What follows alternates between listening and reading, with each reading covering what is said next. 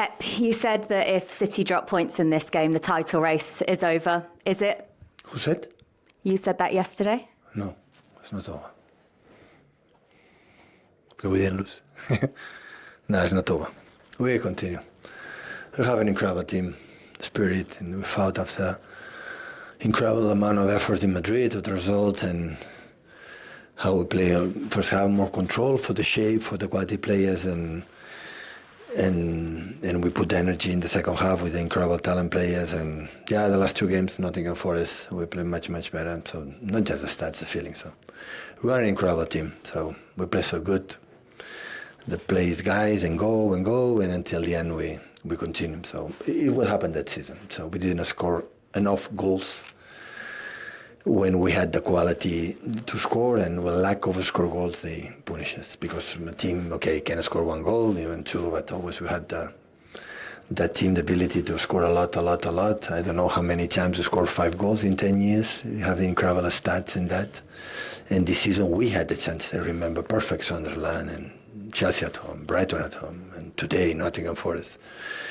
That, of course, today in modern football, playing 90-95 minutes, being consistent is difficult. But our momentums are there, and stats always, except 2 games, Arsenal away, United away. We didn't deserve anything. The rest, we have been better, and unfortunately, we didn't score enough goals. That punish us this season. You had a different vantage point from where you were watching the game today. How difficult was it for you to change things during the match? No, nothing. It's perfect. I love to be there. I will complain more the referees to get more yellow cards to go in my tribune. Next time will be 3 players, three games. So I will try it again. So yeah, it's different. You're more relaxed, I would say, more relaxed. And yeah, with Pep, we talked before during the halftime. In the second half, a little bit more the substitution to try to put creativity players, in that position. You look like you were on the phone to him quite a lot. Yeah, we charged the battery before full. There was a moment, I just want to ask you about substitutions today. There was a moment where it looked as though Erling Haaland was going to come off and Foden was going to come on for him. Is that correct, or did you change your mind? No, it's not correct. Okay. So it was always the plan to bring Foden on later on, but for a different player? No, I should maybe keep Antoine for Mateus and put another more players. So, we concede one corner, one shoot on target, so then we draw and, expecting goals and everything, but not expecting the sense, the first friendly. You cannot expect, after Champions League game in the travel, come to London and not training, absolutely just refresh and have 90 minutes with intensity, the 20 minutes. Football is not about that, but we asked ourselves to fight until the end, and we did it. So we still have a title race? Now is a rest, and I don't know how many days off I will give and prepare Madrid and give everything on our fans. And now we'll ask to our people. So these guys deserve it. So these players deserve a monument. Because it doesn't matter. Of course, the result, 9 points is a lot against Arsenal. That, of course, that it happened. But we have one game in hand. We have the game at home. So everything is done for everyone. So we have to try it until the end. When it's not possible, we congratulate the champion, but we have to try it. So, and hopefully, because they didn't do it, hopefully the players can, and our fans can make an Etihad in a special night. And what weapons that we have, maybe the Savinho action in the last minute against Nottingham in extra time, and today with Mark, maybe we'll change, one day, and maybe we can make a good game. Thank you very much, You're Pep. very welcome. Stuart, you're the manager amongst us, and Pep Guardiola in his press conference ahead of the West Ham game said if we don't win there, the title's over. Yeah. He's coming out, he's fighting talk now, he has to do that, right? Yeah, of course, he's got to build his squad up. They've got a massive game midweek, and he's got to try and turn a deficit round in that game, which is going to be tough. He's going to go into a cup final next weekend as well, which is going to be massive. And if he comes out with a detrimental result from that, he could be out the Champions League, out the title race, and lose his first piece of silverware that's up for grabs. So, interesting times. We're at the business end of the season, but his job is a man motivator, and he's going to have to do that. Can you two tell me what's going on with Erling Haaland? Look, he's still very much top of the charts in terms of 22 Premier League goals, but 3 in his last 12 games, and 2 of them were penalties. It doesn't look all right, does it, in the Haaland camp? Well, it's what the creativity in the final third. He's not getting on the ball as much as he wants to. It's just not clicking. Semenyo's come in and sort of stole his mantle a little bit. He scored 6 goals in that period, and I think he's only scored 2, and they were from the penalty spot. So I think the manager, though, has been really quite realistic there. They've just had 3 away games. They've been away at Newcastle, Real Madrid, West Ham. The workload, they've only had 1 shot on target, West Ham, and they've scored from it from a corner. But you have to make sure that doesn't happen. You have to be watertight at the back. And it's been an issue for them, and they've not had the consistency. But he's not going to give up, this guy. He's the all-time greatest manager we've ever seen, and he's a winner. So he's not going to take this lightly, and he'll try and find and get a tune out of his team against Real Madrid. And if he can do that, then they're back in the race. But it's a disappointing evening for him. It is a massive look at these fixtures, Martin. I know you've written them all down there and you've worked out who's going to get what points. This is just in the Premier League, of course, and they meet each other, don't they, on Sunday, the 19th of April at the Etihad. When does Keown pop the non-alcoholic champagne? Well, I think it goes from game to game. So if Arsenal win the next one and they don't win at Chelsea, you know, that's a massive game, isn't it? Away at Chelsea. Chelsea need points themselves. And then the Arsenal match, Arsenal maybe puts it out of sight if they beat City away. It could be all done then. So really it's on City to close this gap. But it is doable, that's for sure. And I've been in a situation and done that. We've got the psychology of the League Cup final as well. I wonder how much that plays into it, Stu. That'll be big. Make no mistake, you know. Whichever team end up picking up that trophy, it gives that individual club a massive lift. And it's a nice distraction to have, isn't it, away from the league campaign. But you're not waving the white flag just yet, Shay, are you? I don't think so. I mean, Pep's come out and said the right things. Incredible team. You know, they've been unlucky. Cherky at Nottingham Forest in the last minute today. Gahey. Them big chances aren't going in the back of the net. But I think in the cold light of day, you know, even Pep, the great manager he has been, he'll probably quietly speak to his sort of friends and think, you know, I think the party's over. Martin can open that non-alcoholic champagne and celebrate. He just won't say it on air. He'll be celebrating after this. The smile's starting to come through there on Keown's little face, isn't it? So Arsenal have got Bournemouth, then it's the City game away, Newcastle, Fulham, West Ham, Burnley, and they finish away at Palace on May 24th. City have that game in hand against Palace, the bottom of your screen to the right. Other than that, it's Chelsea, then the Arsenal, Burnley, Everton, Brentford, Bournemouth, and they finish at home to Aston Villa on May the 24th. Let's hear from Konstantinos Mavropanos. And they have to play each other 5 weeks tomorrow, I think, Robbie. But that game, towards the end of April the 19th, do you think by the time we get to it, it might not have as much weight as we thought it would? I think so.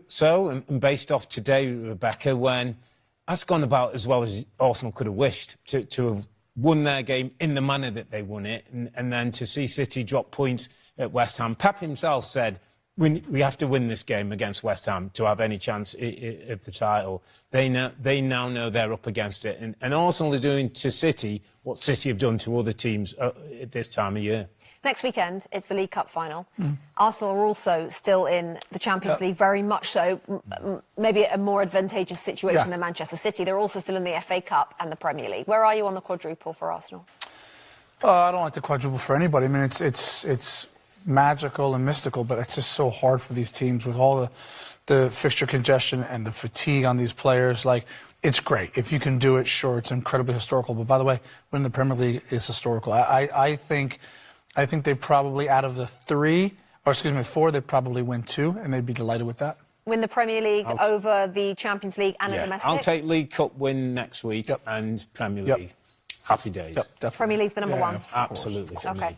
Interesting stuff. So the title race rolls on. Let's talk about a story that happened at Stamford Bridge. Point of view, how flat will that dressing room be? What does Pep Guardiola say to those players on the way home to Manchester? I'm seeing a lot of frustration, not just after the games panned out as a 1-1. I'm seeing a lot of frustration with the Manchester City players, with Haaland, with the way they're playing.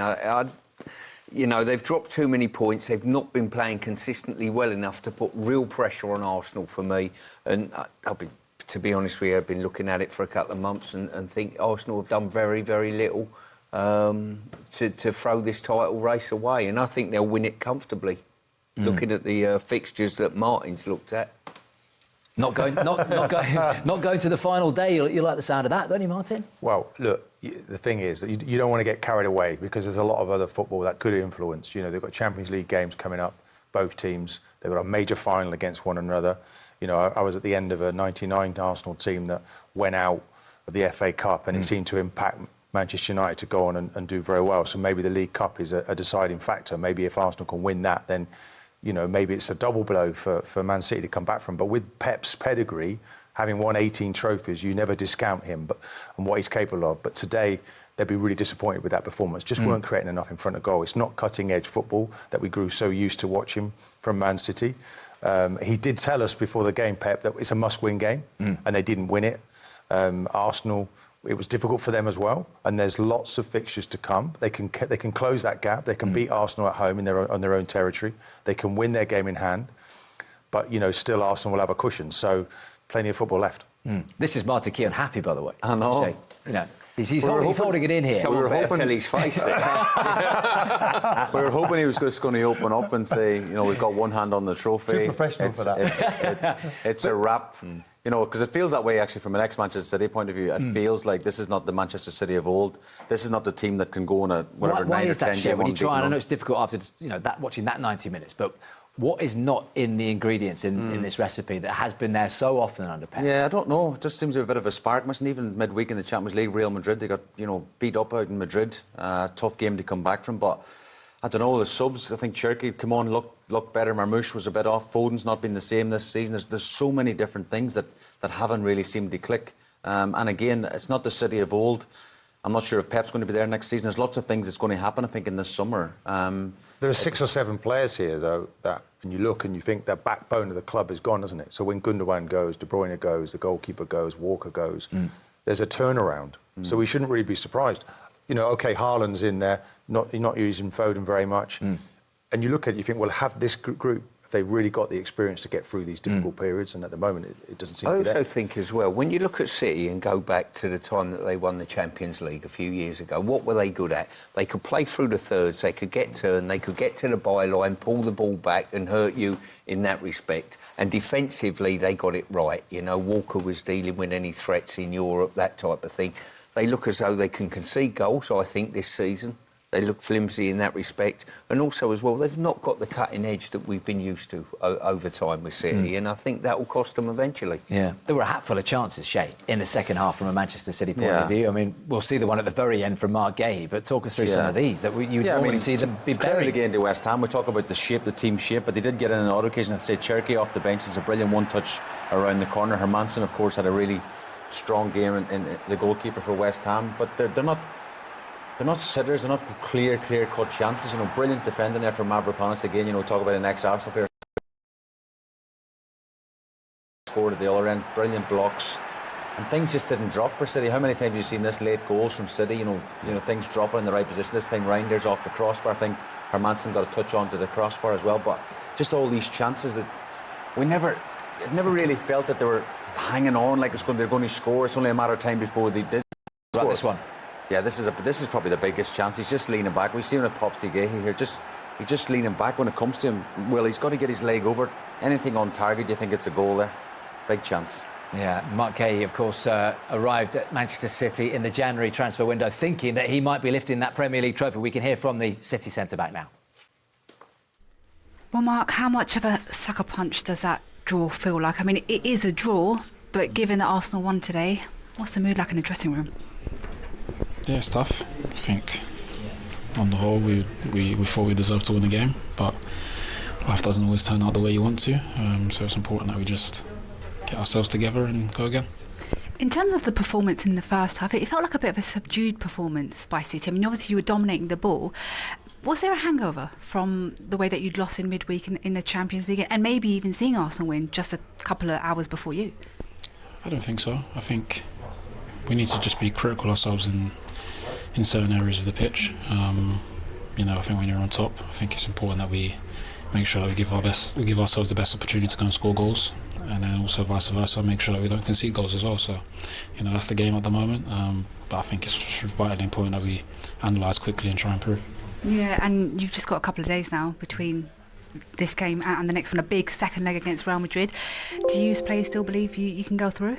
You don't have a choice. We don't have a choice. You go into these games. If you don't believe, then there's no point even turning up to play. So it's important, like I said, rally everyone and go again. Yeah. Appreciate your time, Mark. Thank you. Just 2 more here, please. Yeah, downbeat Mark Gahey. Look, from the centre-back's point of view, from the full-back's point of view, defensively, Manchester City, again, look, they haven't conceded a huge amount of goals compared to the teams around them, but there are question marks there at the back, aren't there? Yeah, there are. That's why they signed Mark Gahey, to solve some of those problems. And I think he's certainly helped in that respect, you know. But still, I find whenever I've been involved at West Ham, if you like, over the years, whenever you put a team up against Manchester City, you get 1 or 2 chances. I've seen Newcastle go there in the second leg of the Carabao Cup and get 3 one-on-ones with the goalkeeper and a gilt-edged chance from Elanga, and you think, you don't get 4 and 5 chances against Manchester City historically. I think you have done now. I don't think they did today, but I don't think they've done enough in the first half to take the tempo of the game to West Ham and really take the game by the scruff of the neck. And yeah, the system as well has changed. With dual strikers, it's never really been his signature. And I thought when Cherki came on, playing as a 10, all of a sudden Haaland then, it makes it more obvious for him to make the runs he needs. So those relationships are changing, whether Pep's been, you know, forced into this because he doesn't really believe anymore in the wide players that he has. He's not playing certain wide players. Foden seems to be taking a back seat. Hasn't seen him since the 2-2 draw against Forest. So, and that, I thought he should have been on earlier in the game with the experience that he has.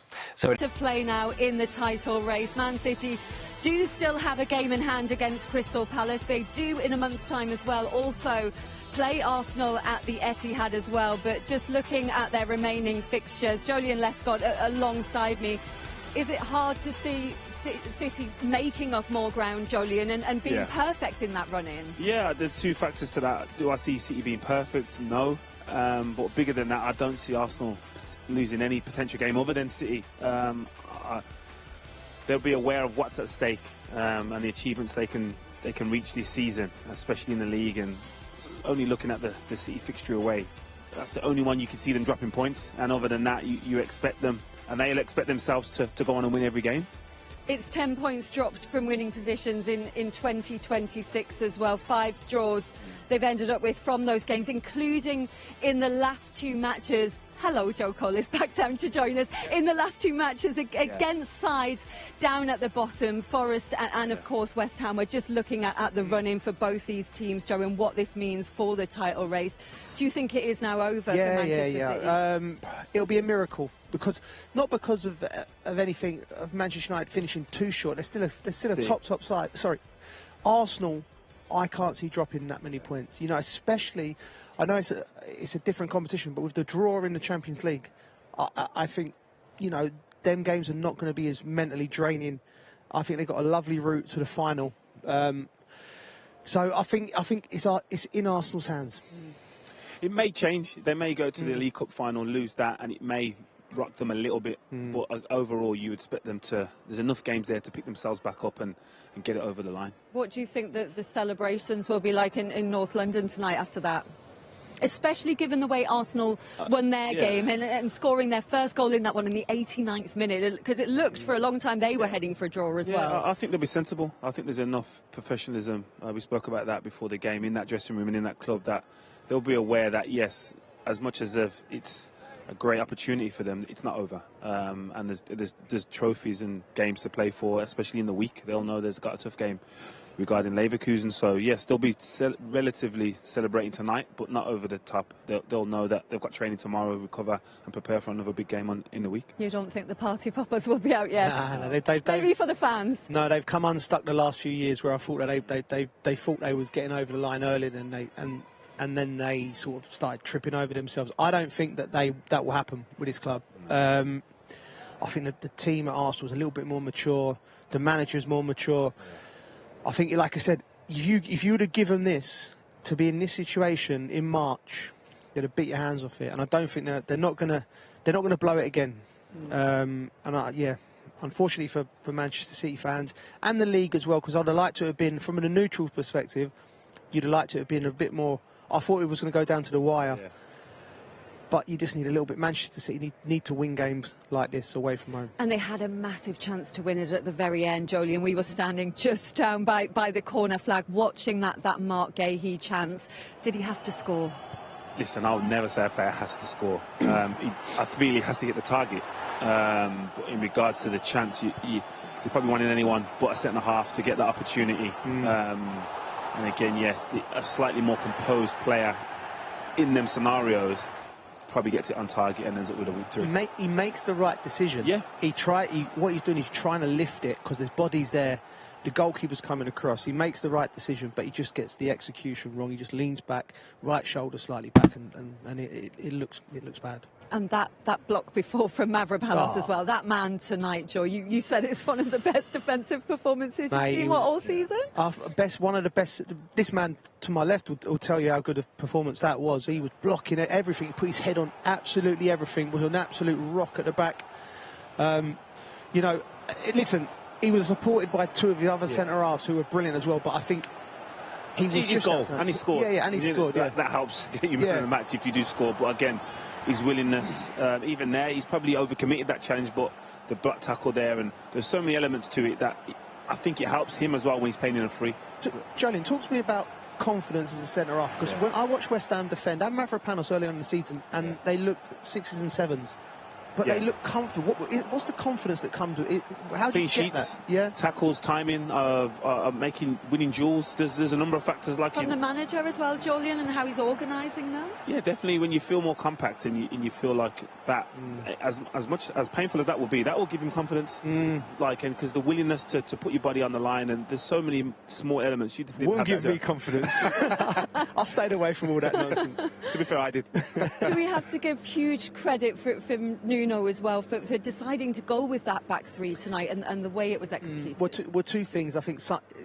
I think he would have gone with momentum and gone with a 4. Sometimes when things are going for you, losing arguably his best player, Somerville, over the last few months, was the only reason he would have changed it. And then rather than just like for like putting someone else in, he's gone, let me just try and shore it up.